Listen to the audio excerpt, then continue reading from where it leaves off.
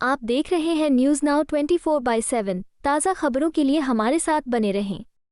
दिल्ली के मुख्यमंत्री अरविंद केजरीवाल की गिरफ्तारी के बाद आप नेता सौरभ भारद्वाज ने दावा किया कि अरबिंदो फार्मा और उसकी 2 सहायक कंपनियों द्वारा भाजपा को 50 करोड़ रुपए से अधिक हस्तांतरित किए गए।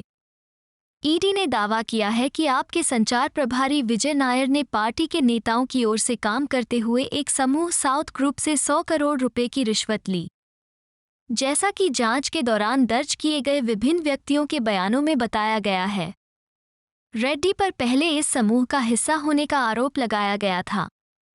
ईडी ने दावा किया कि ये रिश्वत साउथ ग्रुप और आप नेताओं के बीच एक समझौते के एक हिस्से के रूप में साउथ ग्रुप द्वारा नायर के माध्यम से आप नेताओं को अग्रिम भुगतान की गई थी, ताकि वह निर्बाध पहुंच, अनुचित लाभ, स्थापित थोक व्यवसायों और कई खुदरा क्षेत्रों में हिस्सेदारी हासिल कर सके। इंडियन एक्सप्रेस की एक रिपोर्ट के मुताबिक अप्रैल 2021 से नवंबर 2023 के बीच अरबिंदो फार्मा ने 52 करोड़ रुपए के इलेक्टोरल बॉन्ड हासिल किए।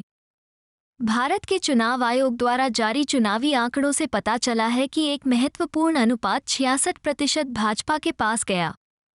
इसके बाद इनमें से 29% बॉन्ड तेलंगाना स्थित भारत राष्ट्र समिति द्वारा और शेष भाग आंध्र प्रदेश स्थित तेलुगु देशम पार्टी द्वारा भुनाए गए। आंकड़ों में कहा गया है कि इलेक्टोरल बॉन्ड में 52 करोड़ रुपए में से 57% नवंबर 2022 और नवंबर 2023 के बीच हासिल किए गए थे। नवंबर 2022 में 5 करोड़ रुपए की खरीद के अलावा कंपनी ने नवंबर 2023 में 25 करोड़ रुपए के बॉन्ड खरीदे। इन इलेक्टोरल बॉन्ड्स को भाजपा ने 21 नवंबर 2022 और 17 नवंबर 2023 को भुनाया। नमस्कार साथियों, जब से इलेक्टोरल बॉन्ड के बारे में सुप्रीम कोर्ट में चर्चा हुई, सब लोगों के सामने है कि भारतीय जनता पार्टी, केंद्र सरकार, एसबीआई, इलेक्शन कमीशन सब कोशिश कर रहे थे इलेक्टोरल बॉन्ड किस कंपनी ने किस पार्टी को दिया, ये जांच जो है ये सुप्रीम कोर्ट ना करे और ये डिटेल्स बाहर ना आए। मगर जब से ये डिटेल्स बाहर आई हैं, बहुत serious questions Bharatiya Janata party से उठते हैं और मैं आपको डेट वाइज बताऊंगा ताकि हर एक साधारण आदमी को समझ में आ जाए कब कहा गया कि अरबिंदो फार्मेसी और उसके डायरेक्टर मनी लॉन्ड्रिंग कर रहे हैं। मनी लॉन्ड्रिंग कर रहे हैं का मतलब तो भ्रष्टाचार कर रहे हैं। ईडी कह रही है कि वो भ्रष्टाचार कर रहे हैं। जो कंपनी मनी लॉन्ड्रिंग कर रही है या जो आदमी मनी लॉन्ड्रिंग कर रहा है, आपकी ईडी उसको छापा मार रही है, आपकी ईडी उसको गिरफ्तार कर रही है, वो कंपनी आपको चंदा दे रही है। और एक दो नहीं, 59.5 करोड़, 59.5 करोड़ रुपए का चंदा भारतीय जनता पार्टी ने लिया है। उनके अकाउंट से इनके अकाउंट में आया है, सबूत है। सुनिए, नवंबर से पहले, नवंबर 2021 से पहले की बात बतानी जरूरी है क्योंकि नवंबर 2021 में ये पॉलिसी आई और इस पॉलिसी के अंदर ईडी का आरोप है कि शरद चंद्र रेड्डी और उनसे संबंधित कंपनियों को दिल्ली के अंदर 5 जोन मिले लिकर वेंट्स के। बहुत बड़ी बात है, ये एलिगेशन है। ये पॉलिसी नवंबर 2021 में आई, तो जब ये पॉलिसी चल रही थी उस दौरान, यानी कि 5 जनवरी 2022 को ये पॉलिसी उस वक्त रन कर रही थी, इनके पास 5 जोन थे।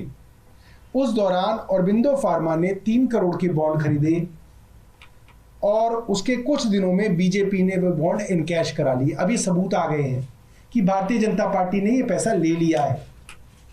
उसके कुछ दिनों बाद जुलाई में अरबिंदो फार्मा ने 1.5 करोड़ रुपए के बॉन्ड खरीदे। जुलाई 2022 में ही बीजेपी ने वो बॉन्ड इनकैश करा लिए। अरबिंदो फार्मा का पैसा आ गया। अभी तक अरबिंदो फार्मा के ऊपर कोई मुकदमा नहीं चला है, ठीक है।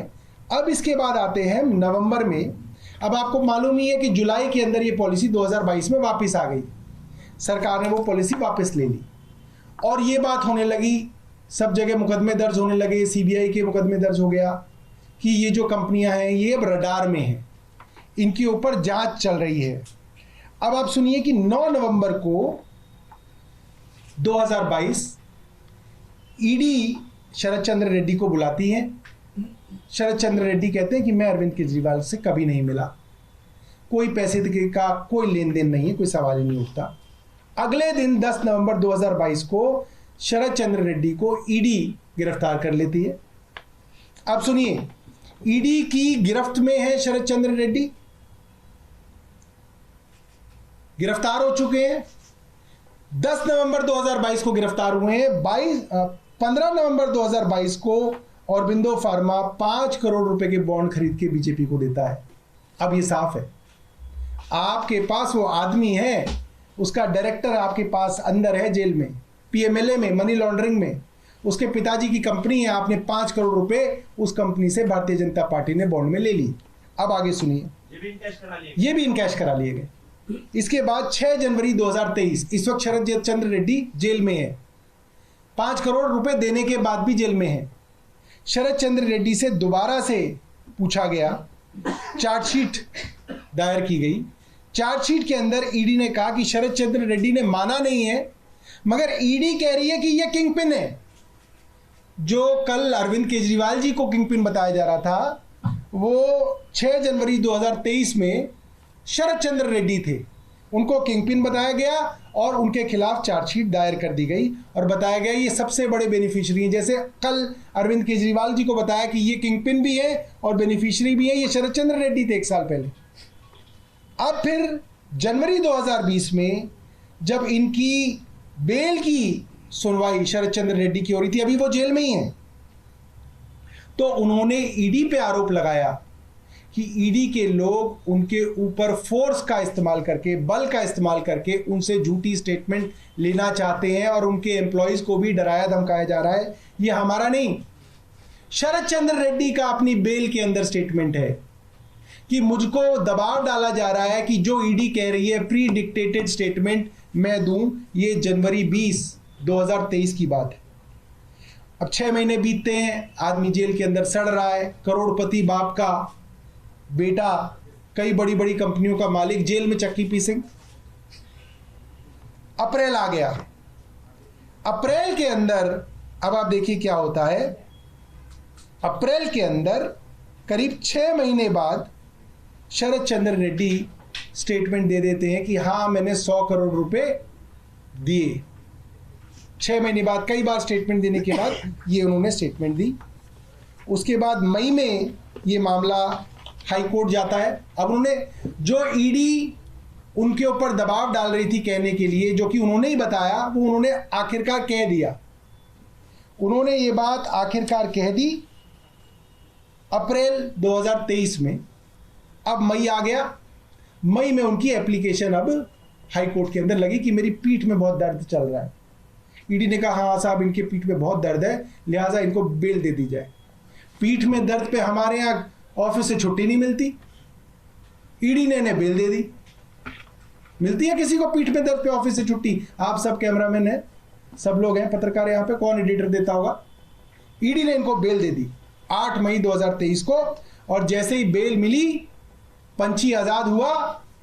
2 जून 2023 को कहा गया सरकारी गवाह बने शरद चंद्र रेड्डी, मतलब सरकार की शरण में आ गए।